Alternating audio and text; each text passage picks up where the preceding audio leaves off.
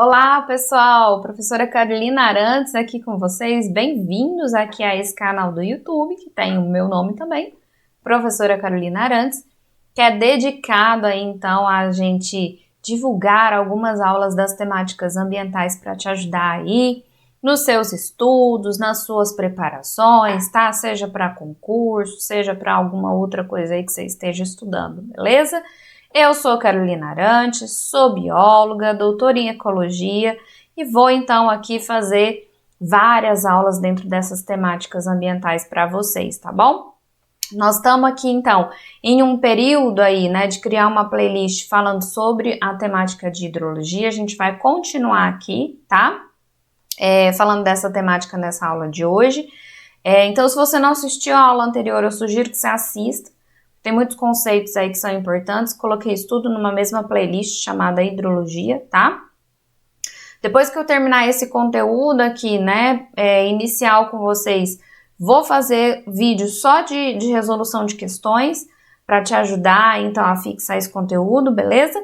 E se você não está inscrito no canal, se inscreve. Se você caiu de paraquedas aqui nesse vídeo, estava só sapeando aí pelo YouTube, se inscreve no canal, dá like no vídeo. Isso tudo é muito importante, gente, porque ajuda o vídeo, então, a ser divulgado para mais pessoas e me ajuda a fazer esse projeto, então, de gerar conteúdo gratuito aqui para vocês na plataforma do YouTube, tá bom?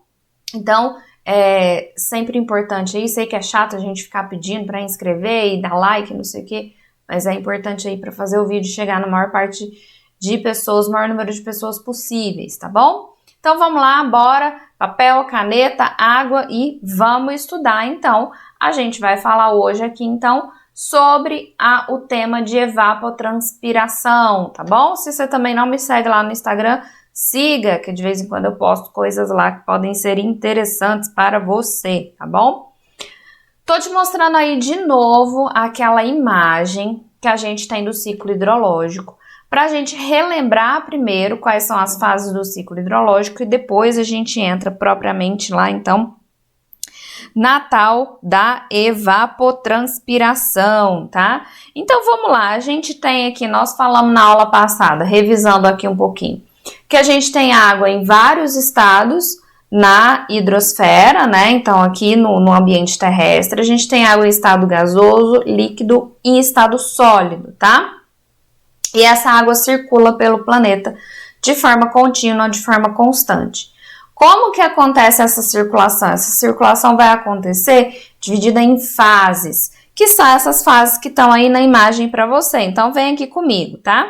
A gente tem aqui, então, massas de água no oceano, na superfície terrestre, a gente tem também água aqui no solo, a gente tem nas plantinhas, nos animais e tudo mais, tá?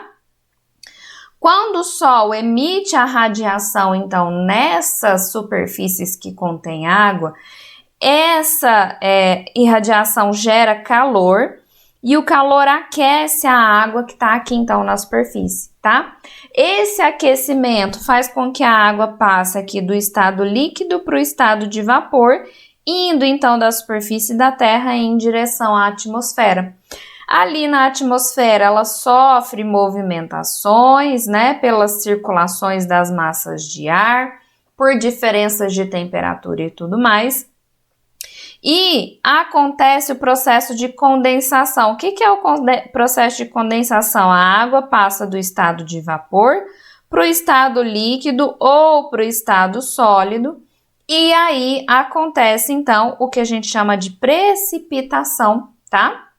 Então, nós estamos falando aqui primeiro da evaporação, precipitação, e aí essa água, então, ela volta, faz o caminho voltando da atmosfera para a superfície da Terra. Ela pode, então, passar por um processo que a gente chama de interceptação, lembra lá? Fica retida, não chega no solo, tá? Quando ela chega no solo, ela passa pelo processo de infiltração, percola nessas camadas do solo. Quando esse solo já está encharcado, não cabe mais água aqui, essa água então vai escoar superficialmente ou subsuperficialmente e a gente volta então aqui para o início do processo, tá? Então hoje, na nossa aula, o que a gente vai destacar é essa fase do ciclo aqui, que é a fase de evaporação ou evapotranspiração, beleza? Vem aqui comigo, vamos entender o que é o conceito de evaporação ou vaporização. A evaporação é essa conversão da água líquida para o estado de vapor e no nosso caso aqui ela é transferida para a atmosfera. Presta atenção nessas imagens aí que eu tô te mostrando. A gente tem várias massas de água, tá? Que por aquele processo que eu te falei, tem a radiação do sol, isso gera calor, essa água esquenta, o que está ali no estado líquido esquenta, e ela é estimulada a passar então do estado líquido para o estado de vapor para a atmosfera. Onde que acontece essa evaporação então, professor? Ela vai acontecer lá nos oceanos, que é a maior massa de água que a gente tem no planeta. Ela acontece também no solo, tá? Que eu tenho aqui, né? Água contida aqui no solo.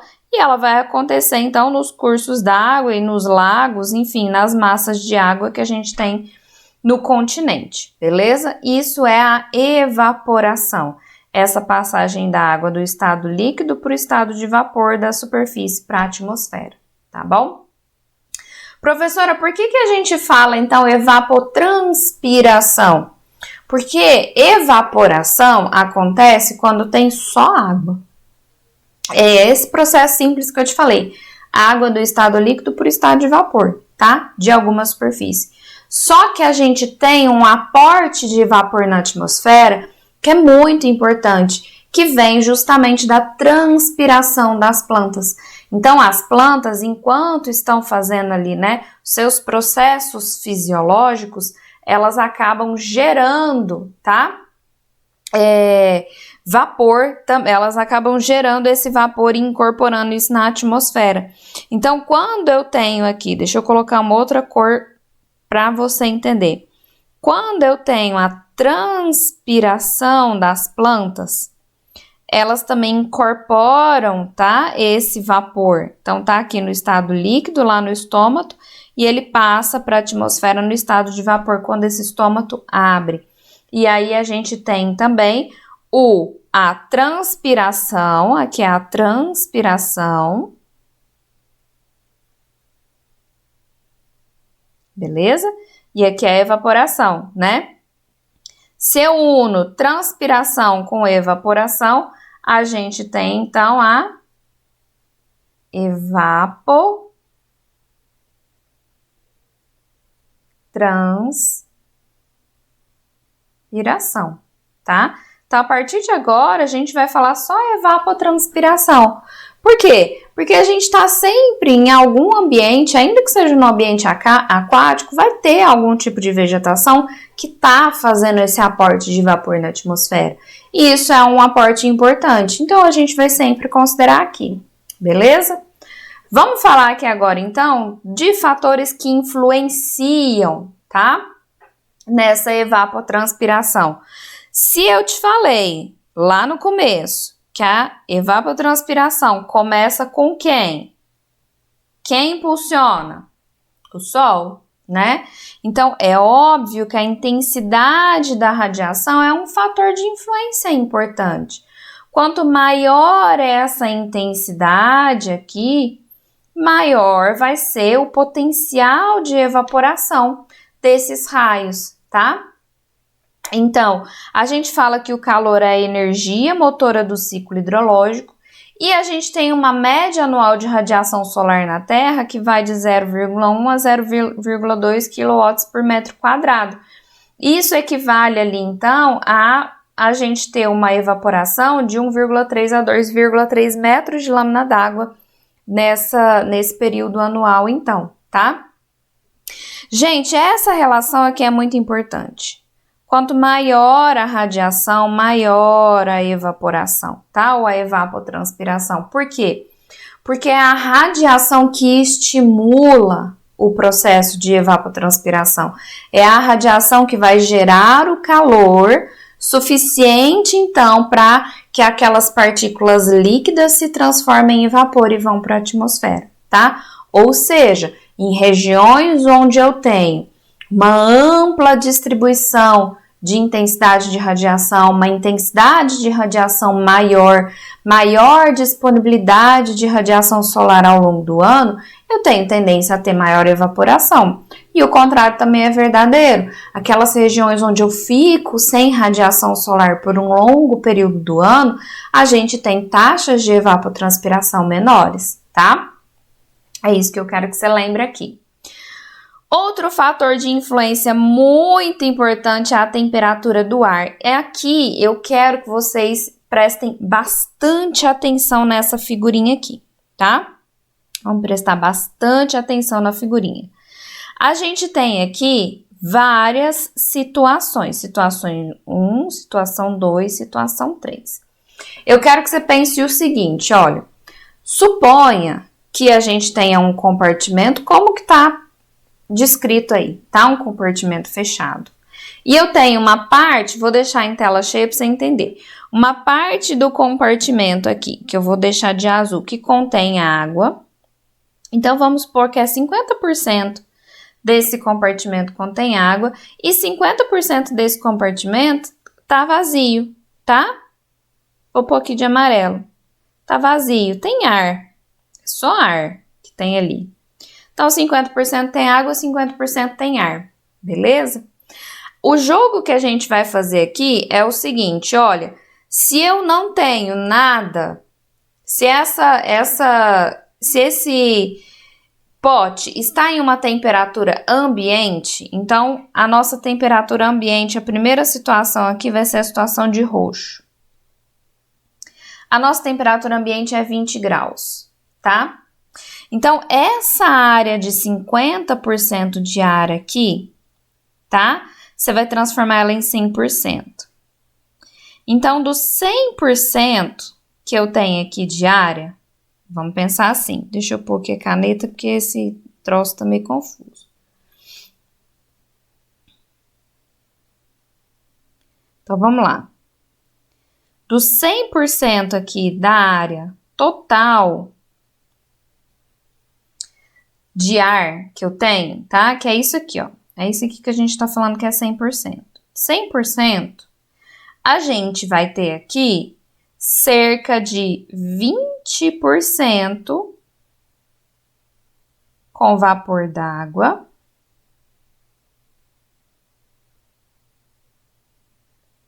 Beleza. E o resto, professora, sobrou 80%, né? 80% é o quê? Ar.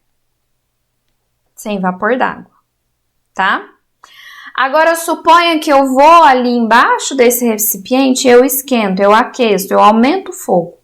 Então, eu vou aumentar a temperatura. Eu tô aumentando a temperatura tanto do líquido quanto do ar, tá bom? É isso que eu quero que você pense. Aí, a gente vai aqui para a situação verde. 50 graus Celsius, tá? Então, eu continuo tendo aqui 50% e 50% de ar, só que agora ali eu vou transformar os 50% de ar em 100%. Então, agora, nesse 100% de ar, como eu esquentei, antes eu tinha 20% com vapor d'água. Eu aqueci. Eu aumentei a temperatura desse ar. E aí, eu aumento também a capacidade dele de conter vapor d'água, tá? Então, eu te falo assim, olha, agora a gente tem 40% dessa área com vapor d'água e 60% com ar. Beleza? Tá. Vou esquentar um pouco mais esse recipiente. Então, eu estou aquecendo esse recipiente, tanto o líquido quanto o ar, tá? Quanto que tá vazio ali. Vou aquecer até 100 graus, que é a nossa terceira situação ali, que a gente vai ver. Então, eu tô aquecendo aqui agora até 100 graus. Vermelho escuro, 100 graus. Continuo tendo 50% aqui, 50% aqui.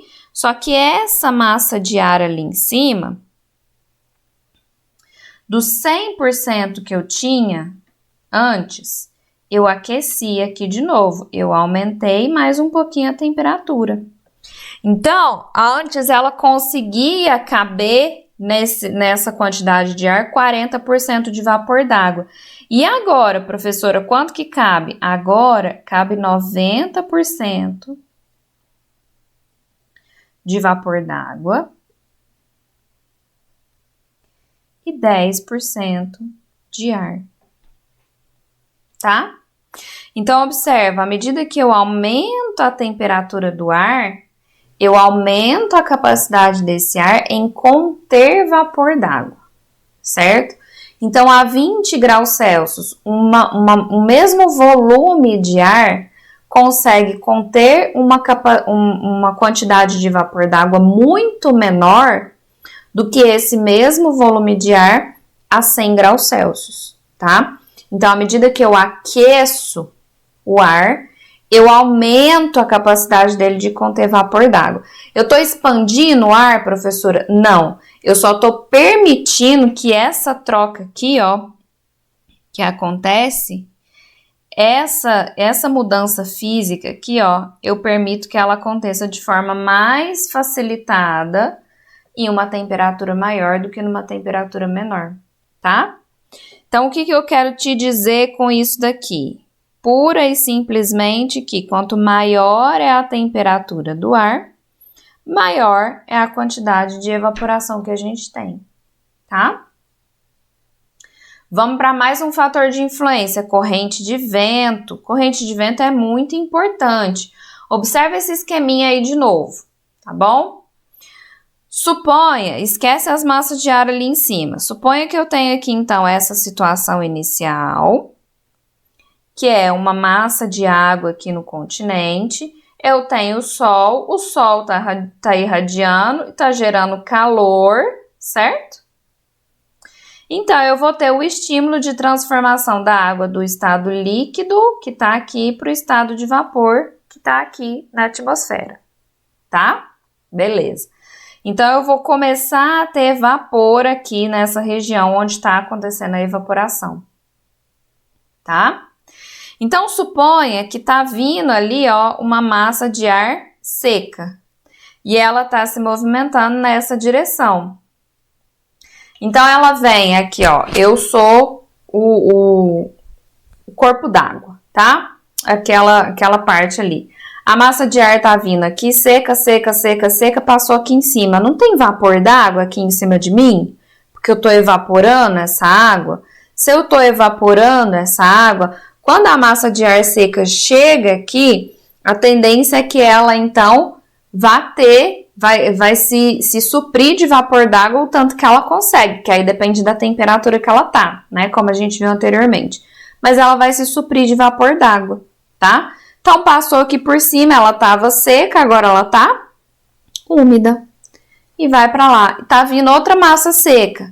Passou aqui por cima onde está evaporando. Úmida. Passa para lá, tá? Então, a corrente de vento acaba estimulando a evaporação, tá?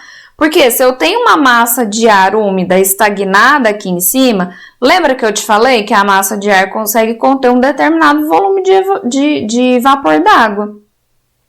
Então, não tem como mais a gente fazer esse estímulo. Aquele estímulo ali da transformação do líquido para o vapor fica estagnado. Se eu tenho a corrente de ar passando, tá? Passou um ar seco, ele estimula, tá? Ele suga ali como se fosse essa água que está por onde ele está passando, beleza? Umidade relativa do ar também é um fator de influência muito importante, tá? O que é a tal da umidade relativa do ar, professora? É o percentual, é a porcentagem de vapor d'água em relação a um ponto de saturação, tá? Então, existe um ponto de saturação e aí a gente tem ali, né, uma tensão de saturação e aí a gente tem uma umidade que está acontecendo naquele determinado momento. Quando vocês ouvem aí no jornal, aí fala, a umidade relativa do ar está em tantos %, né? Porque é isso, é esse percentual aí. Quanto mais alto é esse percentual, quer dizer que eu tenho excesso de umidade, tá bom? Quanto mais baixo é isso, eu tenho um ambiente seco, muito seco. Então, pensa aqui comigo. Se eu tenho um ambiente com uma alta umidade relativa do ar, tá? 80% de umidade relativa do ar. Aquelas massas de ar, elas estão todas saturadas praticamente, tá? De água. O que quer dizer que eu já tenho muito vapor d'água nessas massas de ar. Então, isso não vai gerar estímulo para evaporação, tá? Esse estímulo vai ser reduzido. Ao contrário de um ambiente seco. Então, um ambiente seco, a umidade relativa está muito baixa. Aquela massa de ar, ela consegue conter muito mais vapor do que o que tem ali dentro. Então, a tendência é que ela estimule a evaporação por onde ela passar, tá? Então, quanto maior é a umidade relativa do ar, menor vai ser, então, a tendência de evaporação em uma determinada região, beleza? O tipo de solo, né, características como perfil, condutividade, a estrutura do solo, a textura e a presença de vegetação influenciam muito na evapotranspiração. Eu quero que você observe aqui para mim nesse gráfico. Quando a gente compara aqui, né, a areia com o solo argiloso, tá? Um solo argiloso. Então, a gente tem aqui na areia, vamos fazer o desenho aqui dessas duas estruturas de solo. Aqui é a areia, aqui é a argila, tá? Argila, areia. Como que seria essa estrutura de solo, professora? Vamos fazer aqui uma revisãozinha de solo rápida. Eu tenho aqui partículas de solo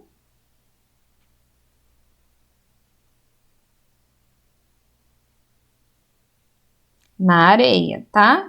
Normalmente são partículas grandes e espaçadas. E lá na argila, professora, como é que é? São partículas muito pequenininhas e normalmente justapostas, tá bom? Tipo isso aqui, ó. Isso aqui é um solo argiloso, tá? Bom, então vamos pensar em como que a água fica em cada uma dessas situações. Lá na areia, a água cai aqui, ela vai formar uma capinha, a gente vai ver isso lá na infiltração. Formar uma capinha ao redor dessas partículas aqui, mas ela vai ter espaço aqui para percolar, para se armazenar e assim por diante, tá? Então, a estrutura da areia permite ali uma maior mobilidade da água. E aqui na argila, cara, a gente quase nem tem espaço, não tem nem espaço para te desenhar aqui, né, ó. Fica uma coisa muito junta, muito coesa, fica tudo muito grudadinho. Então, aqui na argila, a tensão superficial é muito alta, né? A coesão das partículas é muito alta. Fica muito difícil dela perder essa água para a atmosfera, tá? Então, os solos arenosos têm uma taxa de evaporação maior do que os solos argilosos, tá bom? Vamos mais. Outro fator de influência que a gente tem aqui é a superfície, a característica da superfície da água, tá? Vou te dar um exemplo aqui dos cenotes, que são aquelas grandes cavernas que contêm volumes de água ali e normalmente são colunas bem fundas de água. Então, quanto mais profunda é essa coluna de água, quanto maior é essa coluna de água, maior vai ser a diferença de temperatura que eu tenho aqui da superfície em relação ao restante da coluna, tá? E aí a tendência é que a gente tenha uma evaporação menor. Isso sem contar com os obstáculos naturais, né? Então, vocês podem ver aqui no cenote, a gente tem o quê? Um filetinho de luz aqui entrando num ponto específico. Então, a gente já tem esse obstáculo natural também, tá? Mas o que eu quero que você entenda aqui é, dentro de uma coluna d'água, isso serve inclusive para reservatórios artificiais, por exemplo. Quanto maior é essa coluna, maior passa a ser essa diferença de temperatura entre essa água do fundo e a água da superfície. A água da superfície tende a se esquentar mais, tá? E quando ela tá mais quente, então ela pode fazer esse processo de evaporação. Mas quando a gente tem uma estratificação muito óbvia, que aqui eu tenho uma água mais quente, o restante é uma água mais fria, e isso está muito profundo, essa troca de temperatura aqui de água de diferentes temperaturas, ela acaba ficando um pouco estagnada. Então, essa evaporação também fica mais estagnada, fica mais difícil de acontecer, tá? E aí, agora a gente vai falar, então, aqui das grandezas características, né? De como que a gente mede, como que a gente fala em evapotranspiração em números, tá? Então, a primeira grandeza característica que a gente tem é a perda por evaporação, que nada mais é do que o volume de água que é perdido em uma unidade diária. Olha aqui nesse gráfico para você entender comigo, tá? Então, aqui ele está me dando um dado em milímetro, né, de evaporação, e ele fala, olha, então aqui a gente tem um determinado local, a gente tem, presta atenção nesse dado aqui, ó, lá em junho, a gente tinha ali uma coluna d'água que era de 125, tá, milímetros, e aí lá em agosto, essa coluna d'água passou, então, aqui para sei lá, 130, vamos supor assim, tá? Então, a gente teve aqui um ganho, né, de evaporação, não foi perda. Mas se a gente pega esse outro caso aqui, ó, de 175 para 150, então a gente tem uma perda por evaporação. E o que é essa perda? É 175 menos 150, tá? É a coluna d'água que eu tinha antes, menos a coluna d'água que eu tenho agora, tá? Então, a gente vai ter aí essa diferença sempre sendo a perda por evaporação ou o ganho por evaporação. E aí, a gente tem aqui, então, a intensidade de evaporação. Nesse caso aqui, eu tenho uma especificidade um pouco maior. Por quê? Porque eu coloco aqui um componente de tempo, tá? Então, é quanto de perda de evaporação que eu tenho em um determinado período de tempo. E aí, eu associo isso à velocidade, então, de evaporação, tá? De novo, olha aqui no gráfico comigo. Deixa eu ver que cor que eu ponho aqui para ficar mais... Eu vou pôr o amarelo mesmo. Então, a gente tem aqui, né, a evaporação em dias, porque aqui ele tá falando em quantidade de dias, tá? E aí, ele me mostra ali, ó, vamos pegar esse xizinho aqui, ó, do dia 21, a gente tinha ali coisa de 7 milímetros de evaporação, e lá pro dia 22, a gente passou a ter 6 milímetros, tá?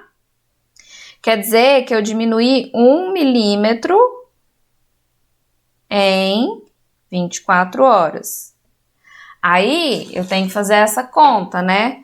Quanto que seria ali que eu tenho de evaporação por hora, por exemplo. Apesar de que aqui a gente já tem, né? Seria 1 milímetro, nessa conta que a gente fez aí, seria 1 milímetro por dia, tá? 1 milímetro por dia, é isso mesmo. 1 milímetro de água por dia. Que seria a nossa intensidade de evaporação ali, tá? Então, ele está perdendo 1 milímetro de água, esse reservatório está perdendo 1 milímetro de água por dia, isso é a intensidade. Então, quando eu falo em perda, eu falo só do volume. Qual que é a grande diferença dessas duas grandezas? Se eu falo em perda de evaporação, eu tô falando da perda geral. Eu posso falar da perda em 1 ano, eu posso falar da perda em meses, como é que tá mostrado aí, eu posso falar da perda em 1 dia, em 1 hora, mas quando eu falo em perda, eu só estou falando em perda de coluna d'água, e aí eu não sei em quanto tempo que isso aconteceu. A intensidade de evaporação, eu já incorporo esse período de tempo. Então, eu sei que se é 1 milímetro por hora, eu estou perdendo uma quantidade grande de água aqui nesse período, tá? Então, é isso que diferencia quando a gente faz perda por evaporação e intensidade. Na intensidade, eu consigo entender se isso está sendo muito rápido ou se é uma evaporação aceitável, tá? E a gente tem também evapotranspiração potencial e a evapotranspiração real, tá? A evapotranspiração potencial, gente, ela é uma evapotranspiração, então, que seria a ideal, tá? Vamos dizer assim que isso é como se fosse a ideal. Por que é ideal, professora? Porque eu estou considerando o máximo de evaporação em uma superfície que vai estar coberta de vegetação e suprida de água. Então, eu considero um cenário ideal, tá? É como se fosse o ambiente natural que eu tinha ali, que tem vegetação, que possa fazer evapotranspiração constante e que tem água o tempo todo, que não falta água para esse ambiente. Por isso que é potencial, é o tanto de água que aquela unidade de área conseguiria evaporar em uma condição ideal, tá? Ao contrário disso, a gente tem a evapotranspiração real. Nesse caso, a gente considera o que seria o potencial, só que aqui eu tenho as condições reais de fatores atmosféricos, de umidade do solo e tudo mais, tá? Então, observem que, na maioria das vezes, a gente vai ter uma evapotranspiração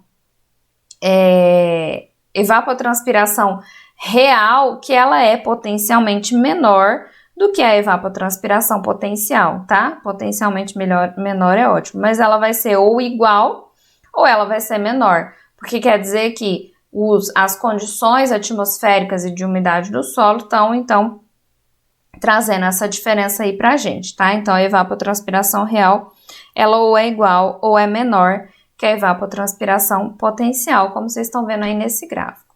E aí, a gente tem as formas de medir isso, né? Como medir a evapotranspiração? A evapotranspiração, ela é medida pelos evaporímetros, né? Como o evaporímetro de Pichet, que é esse da imagem que vocês estão vendo aí, tá? Esse tipo de equipamento permite aqui medida direta do poder de evaporação da atmosfera, só que é um tipo de objeto que está sujeito à radiação, à temperatura, à umidade do ar e ao vento. E aí, a gente vai ter, então, tanto os atimômetros como os tanques de evaporação, como um exemplo aqui, tá? De evaporímetros para a gente poder exemplificar.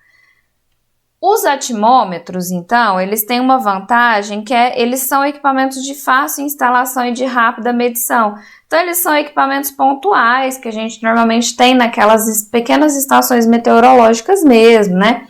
Como vocês viram aqui na imagem anterior, é um tubo com graduação, onde eu consigo ter ali, então, ocupar um espaço muito pequeno e ter o resultado de evaporação, tá? E a medição também é rápida, eu só tenho que chegar aqui e olhar, então, né, quanto que diminuiu dessa coluna aqui, e aí eu tenho essa medida de evaporação, tá? Qual que é a grande desvantagem desse equipamento aqui? Justamente por ele ser muito pequeno, ele sofre uma grande influência do vento. Vou te colocar aqui de novo na imagem anterior, eu quero que você pense, então. Tá aqui, esse equipamento, então, ele tá instalado aqui, próximo de mim, tá? Numa estação meteorológica, ele tá aqui instalado. E aí, suponha que eu passe por aqui, ó, passei do lado do atimômetro, do lado do evaporímetro. Se eu passo do lado desse evaporímetro, a saidinha dele é muito pequenininha, tá? É o buraco de uma proveta dessas de laboratório, é muito pequenininha.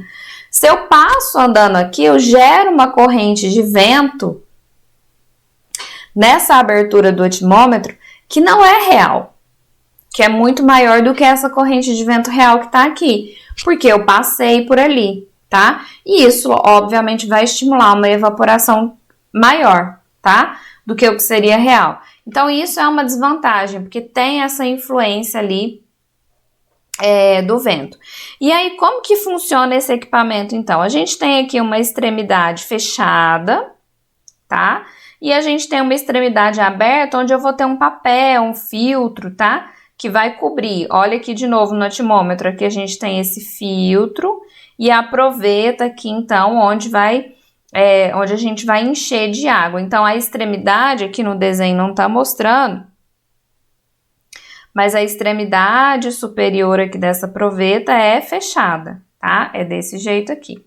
Então, a gente enche essa proveta de água até um limite máximo aqui, tá? Encheu de água, fecha ali com o papelzinho, com o filtro.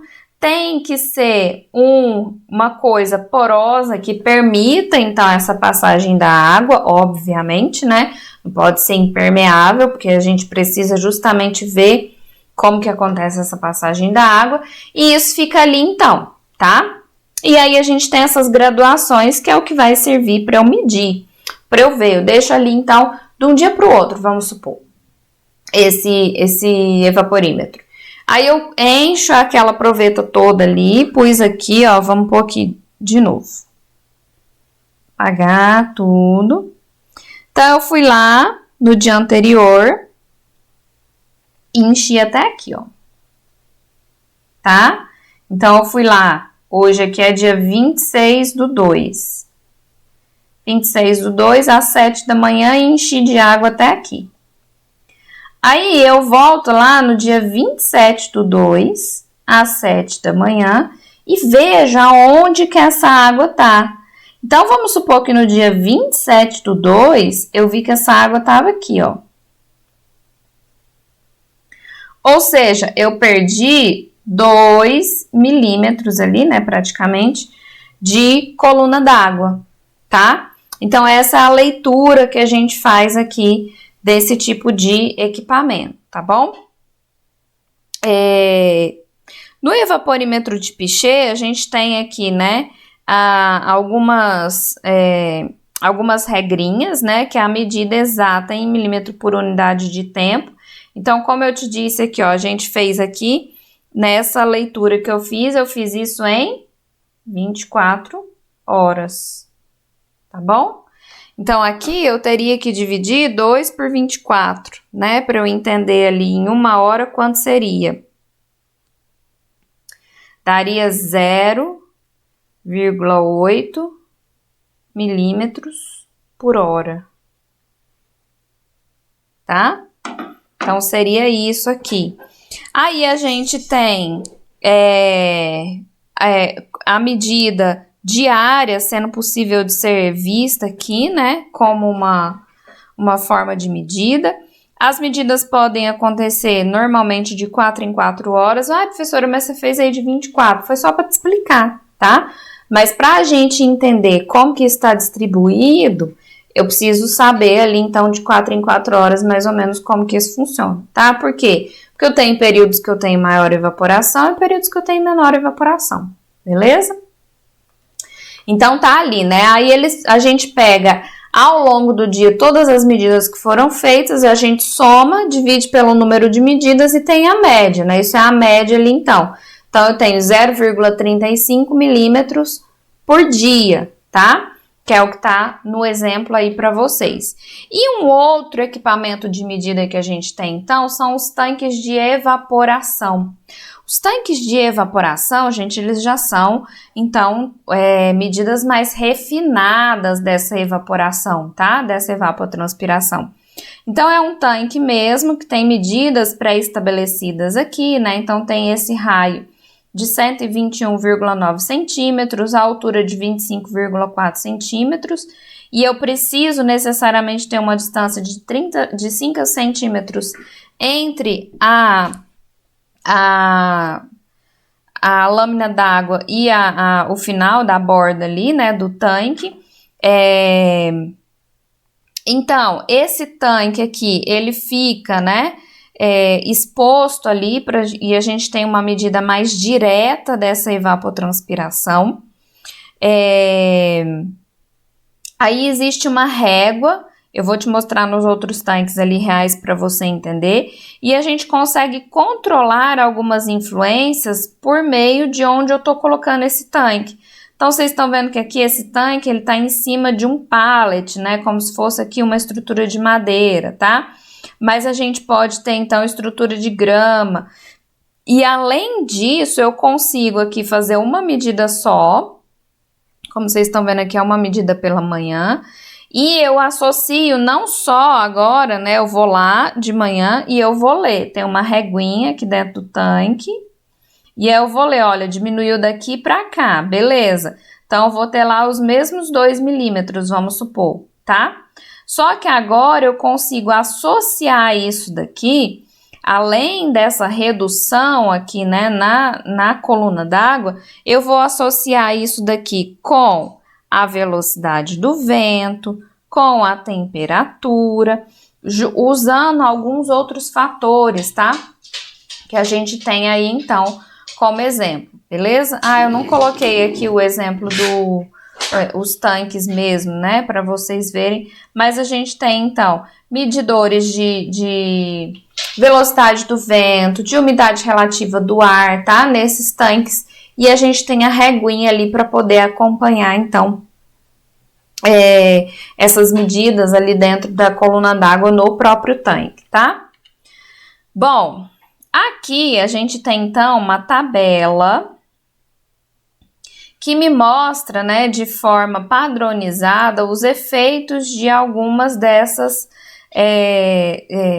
situações, de algumas dessas coisas que eu falei aqui para vocês. Então, a gente tem uma fórmula que vai me mostrar, então, a evapotranspiração potencial daquele local, usando a evapotranspiração que eu medi lá no tanque e o coeficiente do tanque. Professora, o que é esse coeficiente do tanque? Pois é, são todas aquelas características que você vai medir a mais. Velocidade do vento, o que eu tenho em volta desse tanque, umidade relativa do ar, tá?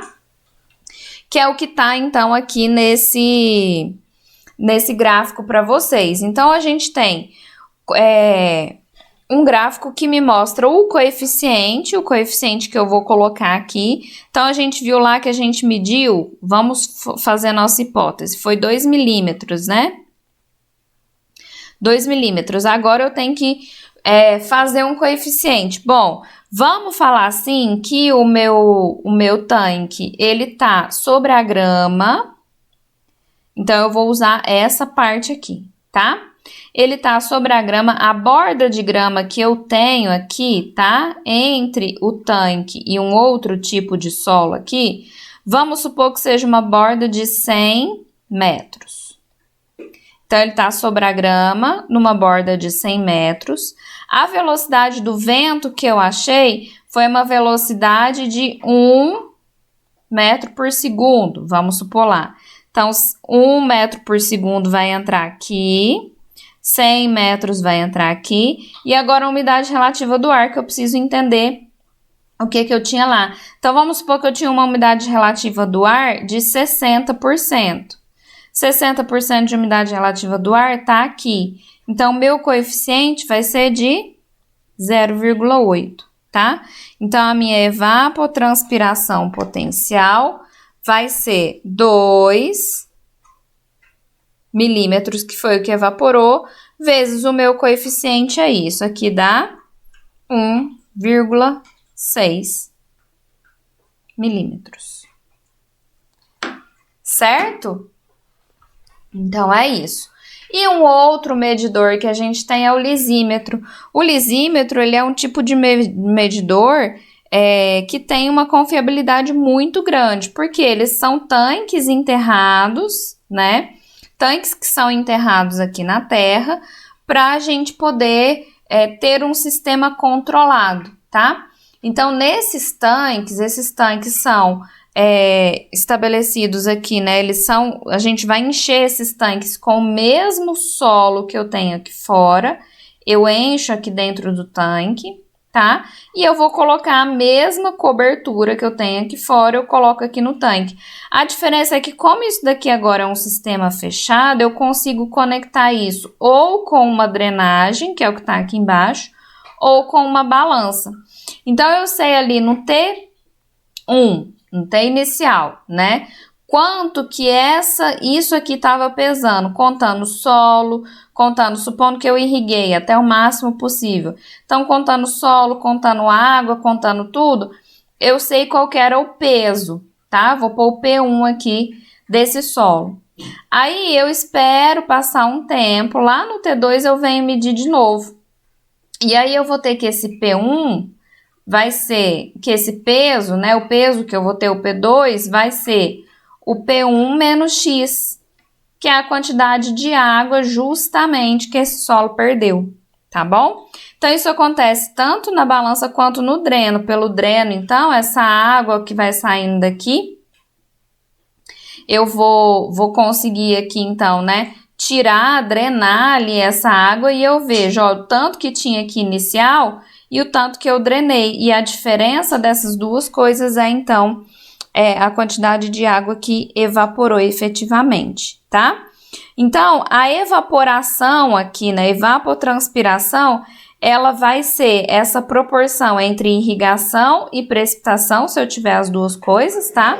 Então, a irrigação mais a precipitação, menos o que foi drenado, se eu tô falando dessa bacia de drenagem aqui, tá? Dividido pela área do lisímetro. Aí eu consigo ter uma medida de evaporação.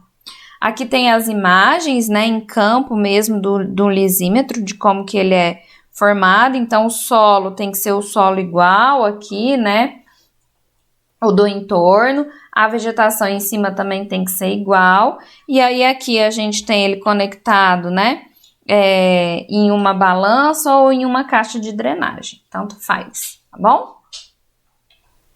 Bom, gente, eu acho que eu falei tudo para vocês que eu queria falar de evapotranspiração. A gente vai ficar por aqui nessa aula de evapotranspiração e a gente volta numa próxima aula para daí a gente falar da próxima fase, que é a fase de precipitação, beleza? Bons estudos para vocês e até a nossa próxima aula. Tchau!